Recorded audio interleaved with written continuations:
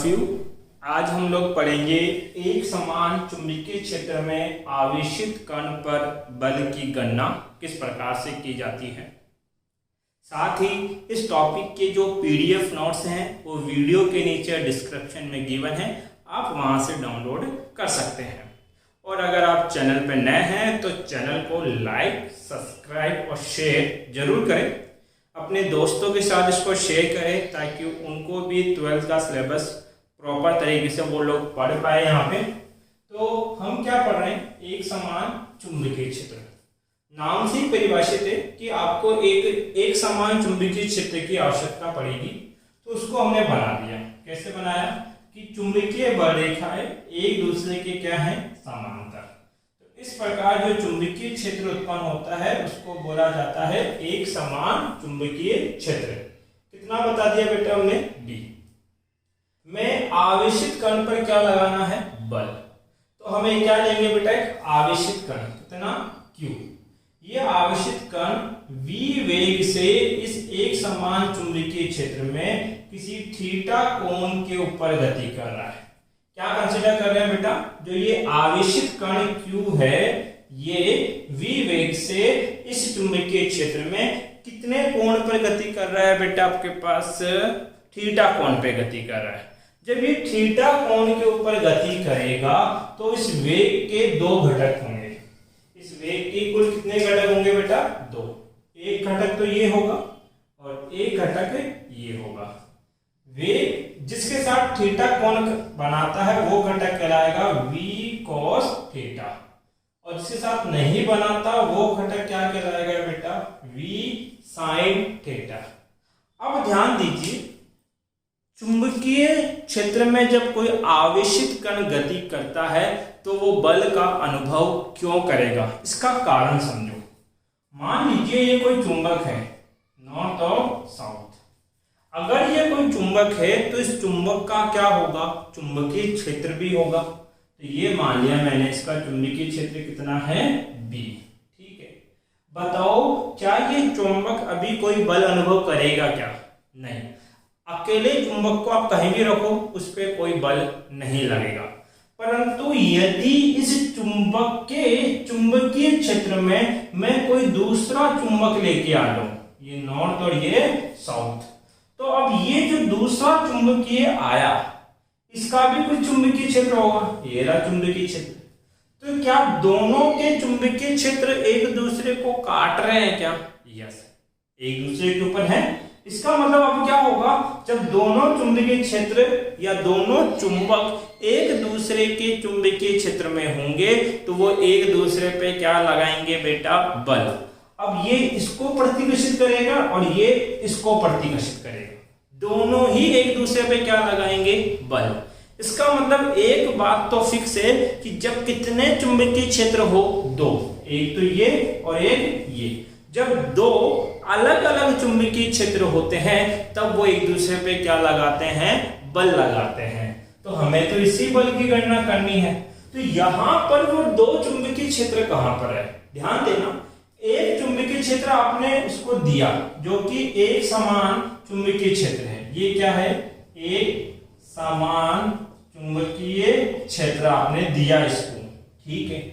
दूसरा, इससे previous lecture में हमने ये पढ़ा था कि यदि किसी चालक में धारा कितनी बहेगी, I, किसी चालक तार में धारा कितनी बहेगी, I, तो उसके चारों तरफ क्या उत्पन्न होगा, चुंबकीय क्षेत्र उत्पन्न होगा।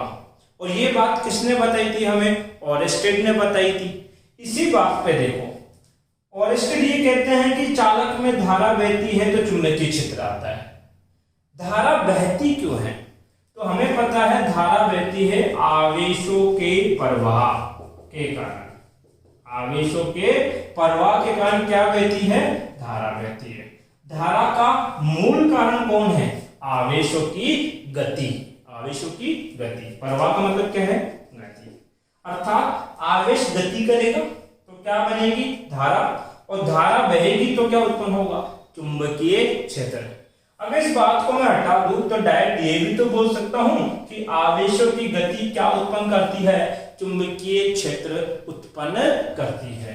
अब देखो ये आवेश है कितना Q, ये आवेश v वेग से क्या कर रहा है, गति कर रहा है। और कहां गति कर रहा है, इस एक समान चुंबकीय क्षेत्र में गति कर रहा है। तो एक चुंबकीय क्षेत्र तो ये है और दूसरा चुंबकीय क्षेत्र जो है इस आवेश के गति के कारण उत्पन्न होगा। तो एक क्या होगा, दूसरा चुंबकीय क्षेत्र आवेश के गति के कारण उत्पन्न होगा, आवेश के गति के कारण उत्पन्न होगा। तो बताओ यहां पे कुल कितने चुंबकीय क्षेत्र आ गए, सर दो।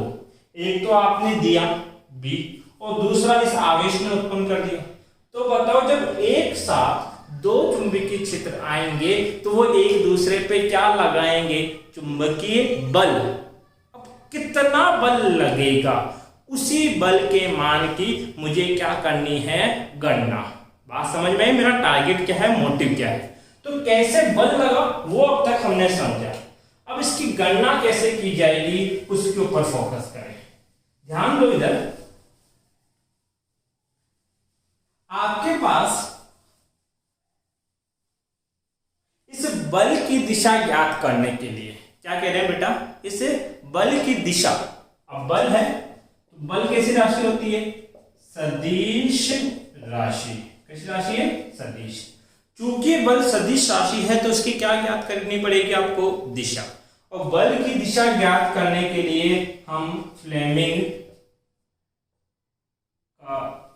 लेफ्ट हैंड रूल, लेफ्ट ये दाया और बाया, फ्लेमिंग बाएं हाथ का नियम, हाथ का नियम काम में लेते हैं। बाएं हाथ का नियम क्या कहता है बेटा आपके पास, ये कहता है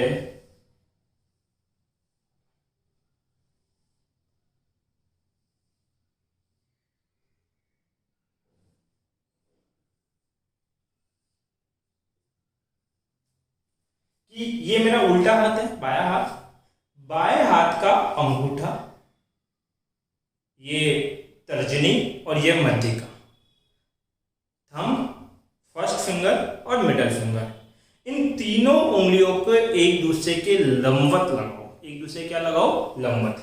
देखो ये तीनों उंगलियां, अंगूठा ऊपर, मध्यिका तर्जनी इधर और मध्यिका इस तरफ, एक दूसरे की क्या है, लंबवत। तो अंगूठा तो बल को दर्शाएगा F, ये जो तर्जनी है ये आपके पास चुंबकीय क्षेत्र की दिशा को दर्शाएगी, और ये जो है ये धारा या आवेश की वेग की दिशा को दर्शाएगी, आवेश की वेग की दिशा को दर्शाएगी। यहां से मुझे कंसेप्ट पता लगा, इसको आगे जाके हमें लगाना पड़ेगा तो तब हम इसको और डिटेल में पढ़ेंगे। अभी मुझे यहां से क्या कंसेप्ट चाहिए वो देखो। कंसेप्ट ये कहता है कि यदि बल की दिशा ज्ञात करनी है तो आपके पास बल, चुंबकीय क्षेत्र और वेग, ये तीनों एक दूसरे के क्या होने चाहिए, लंबवत। देखो ये इसके साथ क्या है, लंबवत, ये इसके साथ क्या है, लंबवत, और इस मार्कों का अगर मैं यहां बना दूं तो ये इसके साथ भी क्या है, लंबवत। तो एक दूसरे के साथ क्या होंगे, लंबवत। अगर एक दूसरे के साथ लंबवत है तो ये क्या है, FBI, बल, चुंबकीय क्षेत्र, धारा या वेग। अब ये चुंबकीय क्षेत्र है और ये क्या है, वेग, एक दूसरे के साथ क्या है, लंबवत है। यहां देखो यहां पे कितने वेग के घटक है, दो। एक तो है v sin थीटा और दूसरा कौन सा है, v cos थीटा।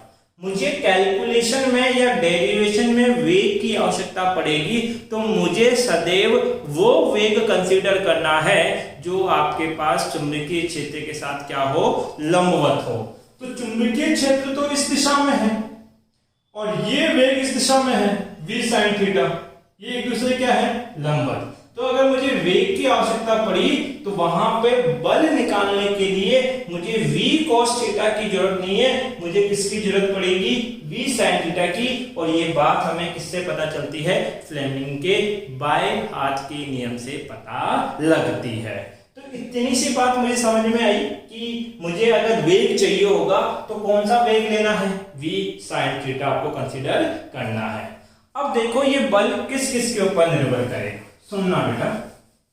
वापिस से आते हैं अपने टॉपिक के ऊपर। ये वक्त यहाँ पे कुल कितनी राशियां हैं? अगर मैं बात करूं तो सर यहाँ पे कुल 3 राशियां हैं। एक तो कौन है? चुंबकीय क्षेत्र जो आपने दिया, एक कौन है? आवेश जो आपने दिया, और एक कौन है? वेग v sin थीटा। तो ये जो बल है वो वेग के मान के क्या होगा? समानुपाती। सर कैसे होगा? एक उदाहरण देता हूं। मान लीजिए ये गोली है, बुलेट है जो गन में लगती है, ठीक है। इस बुलेट को आप हाथ में लो और इस बोर्ड के ऊपर फेंको। मैंने बुलेट को कहाँ लिया? हाथ में, और बोर्ड के ऊपर फेंका तो ये बुलेट इस बोर्ड से टकराएगी और इस बोर्ड पे क्या लगाएगी? कुछ बल। मुझे ये चीज बताओ, हाथ के द्वारा फेंकी गई बुलेट में इतना ताकत होगी या इतना बल होगा क्या कि ये इस बोर्ड को छेद कर आर पार हो जाए? तो आप बोलोगे नहीं, ठीक है। दूसरा क्या किया? इसी बुलेट को मैंने एक गन में डाल दिया और अब मैंने इसको फायर किया तो बहुत तेजी से ये जाएगी और इस बोर्ड में छेद करके गुजर जाएगी।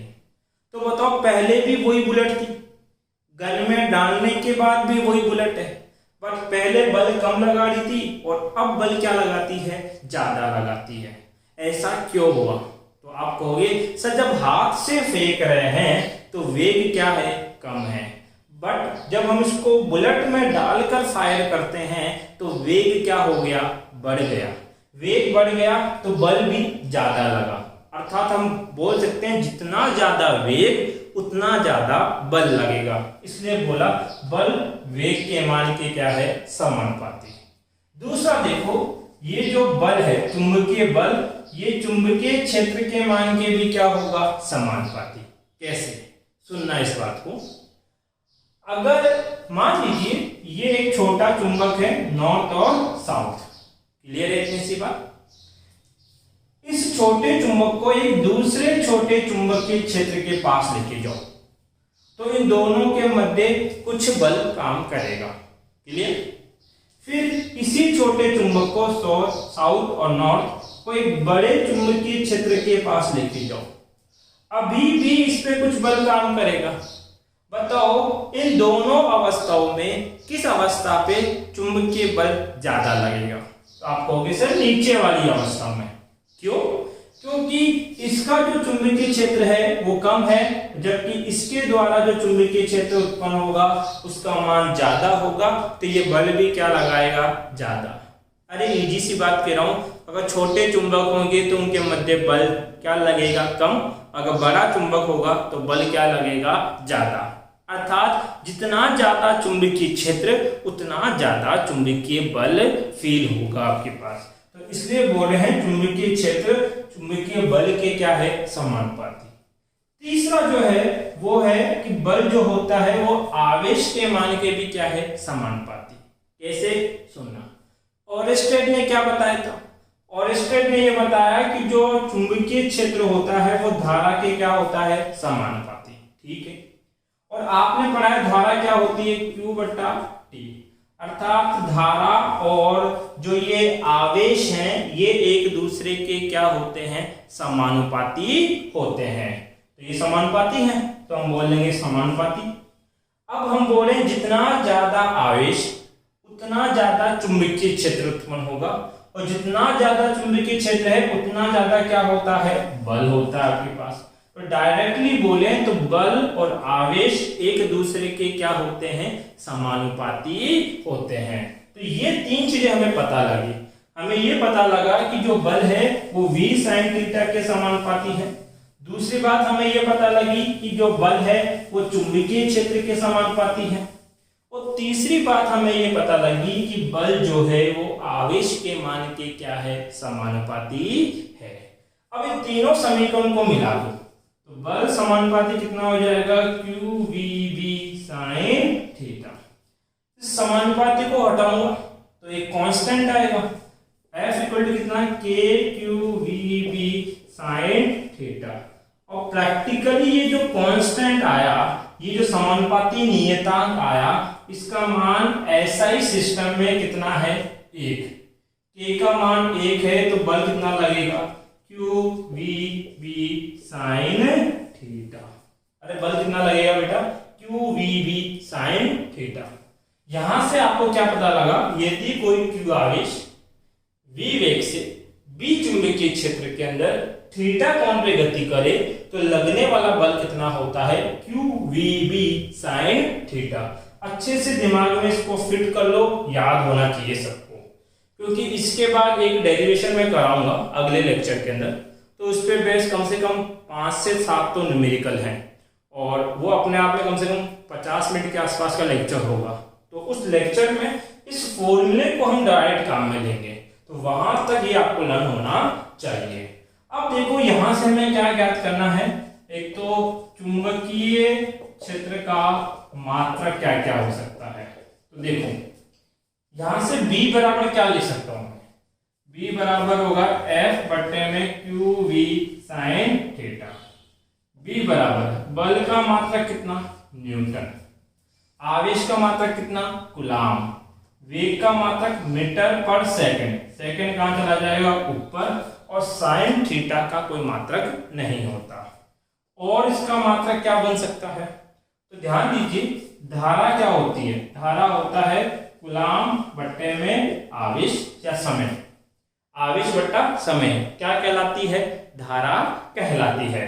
I बराबर क्यू बट्टा टी आपके पास है, तो यहां देखिए आपके पास हम लोग 1 बट्टा I क्या लिख सकते हैं, T बट्टा Q। अब T क्या है, मात्रक क्या होगा, सेकंड दिखाई दे रहा है, बट्टा आवेश का मात्रक क्या होगा, कूलाम, 1 बट्टा I, धारा का मात्रक कितना, एम्पियर। सेकंड पर कूलाम को 1 बट्टा एम्पियर लिखते हैं, तो ये देखो ये क्या है सेकंड और ये क्या है कूलाम, तो इसका मात्रक क्या हो जाएगा, न्यूटन। सेकंड पर कूलाम को लिख दिया एम्पियर गुना मीटर, तो इसका एक मात्रक क्या है बेटा, न्यूटन एम्पियर मीटर।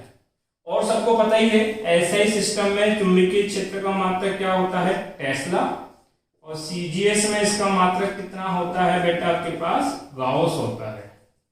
यहां तक कोई दिक्कत किसी को नहीं होना चाहिए। अब ध्यान दो, मुझे इस चुंबकीय क्षेत्र की क्या बनानी है बेटा, विमा। तो चुंबकीय क्षेत्र की विमा कैसे बनाओगे, न्यूटन है, बल की विमा याद होनी चाहिए m1 L1 T-2, एम्पियर की विमा कितनी होती है, A1, मीटर की विमा कितनी होती है, L1। देखो बेटा L1 से L1 तो कट गया, तो क्या बचा, M1, लंबाई की विमा कितनी बची, 0, समय की विमा कितनी है, T-2, और A1 ऊपर जाएगा तो ये हो जाएगा A-1 आपके पास। तो ये आपने क्या किया, जो चुंबकीय क्षेत्र है उसके हमने 2 तो बनाए मात्रक और एक बनाई इसकी हमने क्या, विमा। तो ये हमने ज्ञात किया क्या, एक समान चुंबकीय क्षेत्र में आवेशित कण पर हमने बल की क्या करी बेटा, गणना। अगर इस टॉपिक से रिलेटेड आपका कोई डाउट है तो आप मेरे से कमेंट बॉक्स में पूछ सकते हैं। थैंक यू बेटा। अब आप इसका स्क्रीनशॉट ले लीजिए।